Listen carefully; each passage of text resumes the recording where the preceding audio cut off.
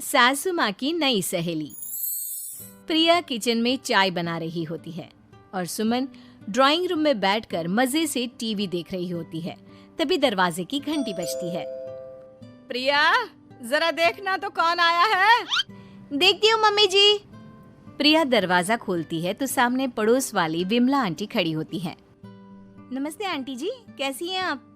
मैं तो बिल्कुल ठीक हूँ बेटा, पर तेरी सास को क्या हुआ है? आजकल कहीं दिखती ही नहीं है।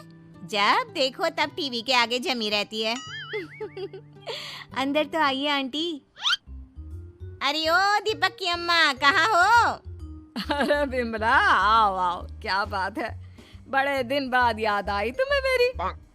मैं तो हमेशा ही तुम्हें याद करती हूँ, पर तुम ही गायब रहती हो और आजकल तो बाहर भी नहीं आती जाती। तबीयत तो ठीक है ना तुम्हारी? अरे तबीयत को क्या होना है, इस उम्र में तो कुछ ना कुछ लगा ही रहता है। मेरी छोड़ो, तुम ये बताओ कि क्या चल रहा है गली मोहल्ले में। तुम गली मोहल्ले की छोड़ो, चल तो तुम्हारे पड़ोस में रहा है। तुम्हारी नई सहेली आई है। मेरी कौन सी नई सहेली? मैं तो यहाँ बस तुमसे बातचीत कर लेती हूँ या फिर बाजू वाली शर्मा की बहू से दो चार बातें कर लेती हूँ। इसीलिए तो कहा कि तेरी नई सहेली आई है। अब कोई पड़ोस में आया है तो बात तो होनी ही है। कम से कम इसी बहाने हमारा भी एक ग्रुप बन जाएगा। फिर सब मिलकर अपनी बहुओं की शिकायतें किया करेंगे। दोनों हंसने लगते हैं। तभी प्रिया चाय लेकर आती है और सामने टेबल पर रख देती है।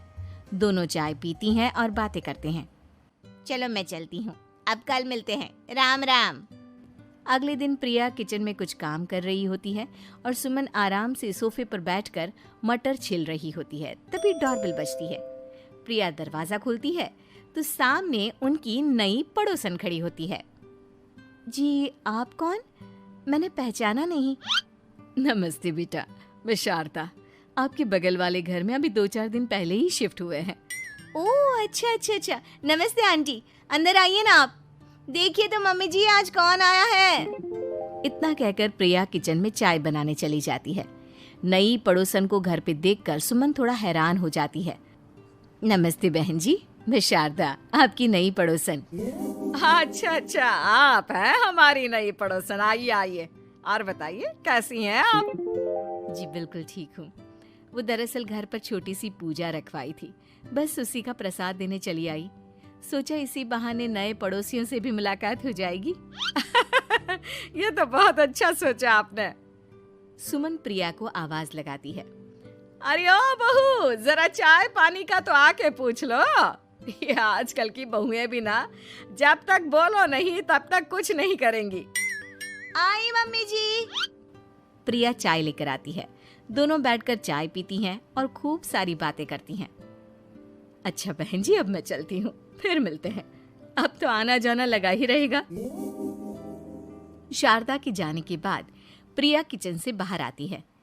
क्या बात है मम्मी जी, आप दोनों को देखकर तो लगा ही नहीं कि पहली बार मिल रही हो। आप दोनों तो बिल्कुल बिछड़ी हुई सहेलियों की तरह बातें कर रही थी। अरे जब दो औरतें मिल जाती है ना, तो बातें अपने आप ही निकल आती है। अब तू अपने काम पर ध्यान दे, बातों पे नहीं। ऐसे ही कुछ दिन बीत जाते हैं। अब सुमन और शारदा अच्छी सहेलियां बन गई होती हैं। दोनों एक साथ मंदिर जाती, मार्केट जाती और कभी कभी तो विमला भी इनके साथ मिलकर खूब हंसी ठिठोली करती। एक शाम तीनों बैठकर सुमन के घर पर चाय पी रही होती हैं कि तभी बहुत तेज बारिश शुरू हो जाती है। सुमन जोर से प्रिया को आवाज लगाती है। प्रिया, ओ प्रिया, देख कितनी तेज बारिश हो रही है। जाके छत से सारे कपड़े ले आ, नहीं तो सब भीग जाएंगे। सुमन 2 बार आवाज लगाती है लेकिन प्रिया का कोई जवाब नहीं आता। शायद प्रिया कुछ काम कर रही है, इसीलिए कुछ जवाब नहीं दे रही। अरे काहे का काम, आराम फरमा रही होगी महारानी। तभी प्रिया बीमार हालत में अपने कमरे से बाहर निकलती है। हाँ मम्मी जी, क्या हुआ? मेरी तबीयत थोड़ी ठीक नहीं है ना, इसलिए आग लग गई। अरे सारे कपड़े भीग गए और तुझे सोने से फुर्सत नहीं है।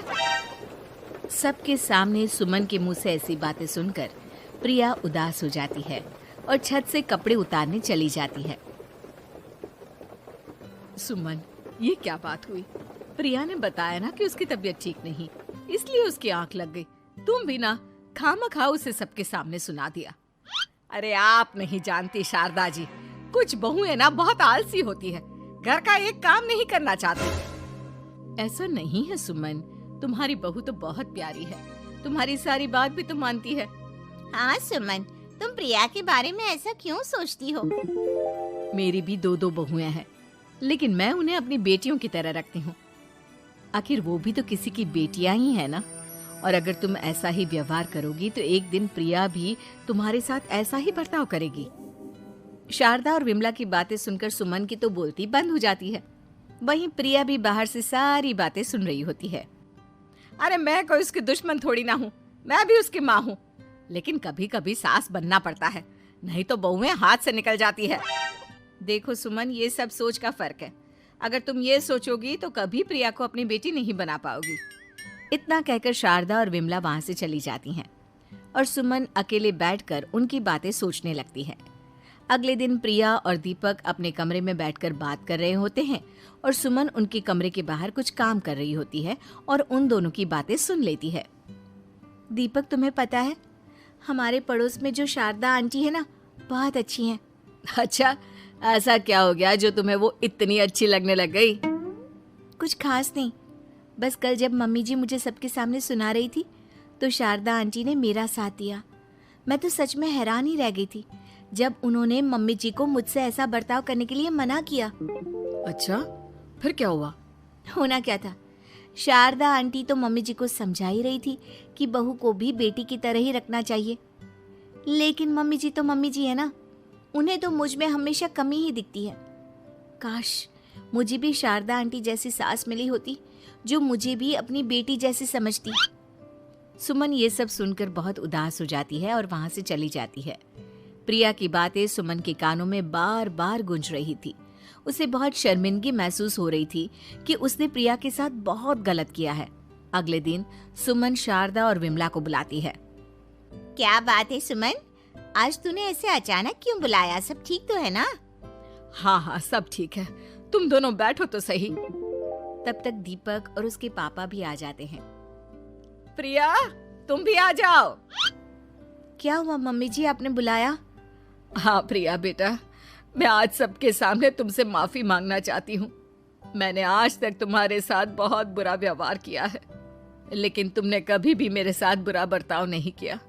मुझे अपनी गलती का एहसास हो गया है, हो सके तो मुझे माफ कर देना। प्रिया अपनी सास की बातें सुनकर हैरान हो जाती है। उसकी आंखों में आंसू आ जाते हैं। प्लीज मम्मी जी, आप मुझसे माफी मत मांगिए, मैं भी आपकी बेटी ही हूँ। वैसे एक थैंक यू तो मेरी नई सहेली को भी बनता है, जिसकी वजह से मुझे मेरी गलती का एहसास हुआ। शारदा बहन, आपका बहुत बहुत शुक्रिया जो आपने मेरी आंखें खोल दी। अरे क्या सुमन, तुम भी ना। तो फिर इसी बात पर चाय और पकोड़े हो जाए। हाँ हाँ, क्यों नहीं।